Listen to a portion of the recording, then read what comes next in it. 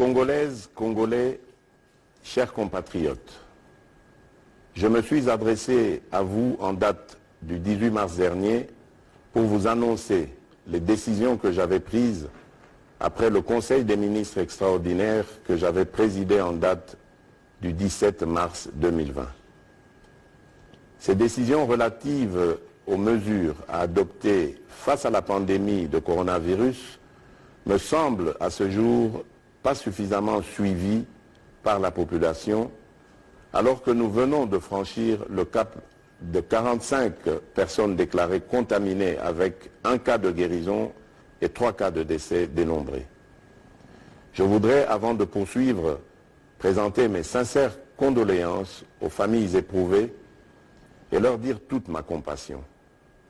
J'ai instruit d'ores et déjà le gouvernement de prendre en charge tous les frais d'obsèques des disparus. Ces 3 cas malheureux viennent nous rappeler, s'il en était encore besoin, que le coronavirus est très dangereux et n'a toujours pas trouvé de remède, et que le seul rempart pour tout le monde demeure le strict respect des mesures que je vous ai annoncées le mercredi 18 mars. Mes chers compatriotes, je le répète, la situation inédite que nous traversons actuellement va notablement bouleverser nos habitudes et nos modes de vie. Aucune tranche d'âge n'est épargnée. Nous devons tous nous armer d'un solide esprit de résignation et abandonner toutes activités incompatibles avec les mesures et les recommandations du gouvernement qui ne doivent en aucune occasion se trouver ruinées. Chers compatriotes, alors que voici 3 semaines, notre pays comptait un seul cas malheureux avéré dans la ville de Kinshasa, des nouvelles alarmantes nous sont parvenues du Haut-Katanga au soir du dimanche 22 mars pour nous annoncer la découverte de cas suspects, provoquant ainsi un affolement général. Je voudrais informer la nation tout entière qu'après analyse des échantillons des 2 cas de Lubumbashi par le laboratoire INRB à Kinshasa, ceux-ci ont été testés négatifs. Il sera procédé à l'analyse du 3e échantillon attendu dans les heures à venir. Je tiens à encourager la population de la ville de Lubumbashi pour la discipline qu'elle a observée depuis, ce qui doit être valable pour l'ensemble de notre pays en respectant les gestes barrières énumérés par le ministère de la Santé. Toutefois, au regard de la tendance de la propagation de la pandémie du coronavirus, je ne doute point qu'un émoi effroyable gagne de plus en plus nos populations et qu'il faille par conséquent renforcer les mesures prises le 18 mars 2020 tout en intensifiant les campagnes de sensibilisation, non seulement du gouvernement, mais aussi de la part de chacun de nous, en donnant la bonne information. C'est aussi l'appel à la nécessaire cohésion que j'ai lancé le 18 mars dernier. Au regard de la gravité de la situation, face à l'urgence et à la crainte que la propagation ne s'accélère et ne devienne plus inquiétante, d'autant plus que la plupart des personnes infectées étaient en contact avec des parents et bien d'autres personnes, j'ai décidé de prendre les mesures complémentaires ci-après qui sont d'application immédiate. Interdiction de tous les voyages de Kinshasa vers les provinces et des provinces vers Kinshasa afin de permettre le confinement de la ville de Kinshasa, foyer de la pandémie. Ceci implique l'interdiction de tous les vols des passagers de sa province, à l'exception des avions transportant du fret et dont les équipages seront soumis à un contrôle d'usage strict au départ comme à l'arrivée. L'interdiction de tous les mouvements migratoires par le transport des bus, camions et autres véhicules de l'intérieur vers Kinshasa et de Kinshasa vers l'intérieur. Des barrières doivent être érigées par les gouverneurs et les équipages devront se soumettre au contrôle de rigueur en matière du coronavirus. L'interdiction de tous les transports fluviaux des passagers de Kinshasa vers les provinces et vice-versa.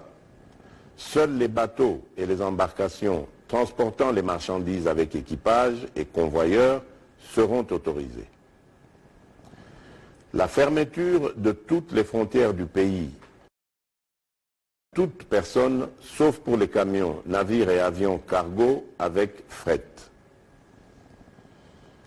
L'obligation pour le gouverneur de la ville-province de Kinshasa d'instruire tous les bourgmestres de chaque commune de la ville désinfectants ou savons, surtout dans des agglomérations à grande affluence où le manque d'eau et d'électricité est quasi permanent. Ici, j'instruis le gouvernement de trouver les moyens de ravitailler ces quartiers pour assurer l'hygiène. En même temps, il faudra multiplier les points de lavage des mains à l'aéroport international de Ndjili et appuyer les équipes de la RVA et de la DGM pour que nul n'échappe au contrôle d'hygiène. Mise en place d'un service minimum au sein du gouvernement et des institutions pour pallier au confinement à leur domicile des autres agents de l'État. Chers compatriotes, alors que des pays tentent de trouver une solution dans l'utilisation de la chloroquine pour combattre le coronavirus, l'usine pharmaceutique Pharmakina, installée à Bukavu, dans le sud Kivu, a rendu public un communiqué en solidarité relatif à la possibilité pour elle de produire des comprimés et des injectables de l'hydroxychloroquine. Même si tous les scientifiques n'ont pas encore marqué leur unanimité, la task force que je dirige devra, ensemble avec la commission de pilotage, réfléchir sans délai sur les contours de l'opportunité d'une pareille démarche susceptible à pouvoir contribuer à endiguer le coronavirus. Il est urgent en effet que soit produite une quantité industrielle de la chloroquine qui semble avoir montré son efficacité jusqu'à ce jour dans certains pays.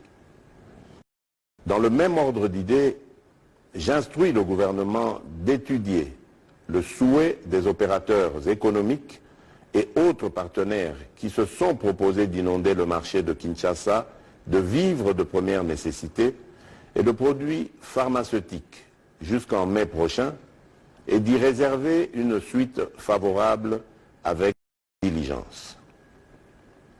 Je lance un appel à la solidarité nationale de tous les opérateurs économiques ainsi que d'autres pays et organismes qui conduira à la mise en place d'un Fonds national de la solidarité contre le coronavirus qui restera ouvert à tous les potentiels bienfaiteurs. Chers compatriotes, le coronavirus n'a besoin ni d'un passeport, ni d'un visa, ni d'une carte d'électeur pour circuler chez nous. C'est nous qui circulons avec et qui devons comprendre que nous nous trouvons dans une situation de guerre face à un adversaire invisible. Une guerre asymétrique aux conséquences désastreuses que nous pouvons éviter. Et dans une période d'épreuve et d'incertitude comme celle que nous traversons, il est nécessaire que chacun soit appelé à prendre au sérieux cette pandémie et à observer toutes les mesures décidées. Bien obligé, je réquisitionnerai les unités de la police nationale congolaise et celles de nos forces armées afin d'organiser des patrouilles mixtes pour faire respecter ces mesures pour le bien de tous. J'en appelle une sacrée de la nation, car c'est ensemble que nous nous en sortirons. Je tiens à remercier les bureaux des deux chambres du Parlement qui ont participé à la réunion interinstitutionnelle que j'ai convoquée ce lundi 23 mars 2020 pour leur esprit patriotique et la célérité avec laquelle ils ont examiné positivement les mesures que je viens d'annoncer.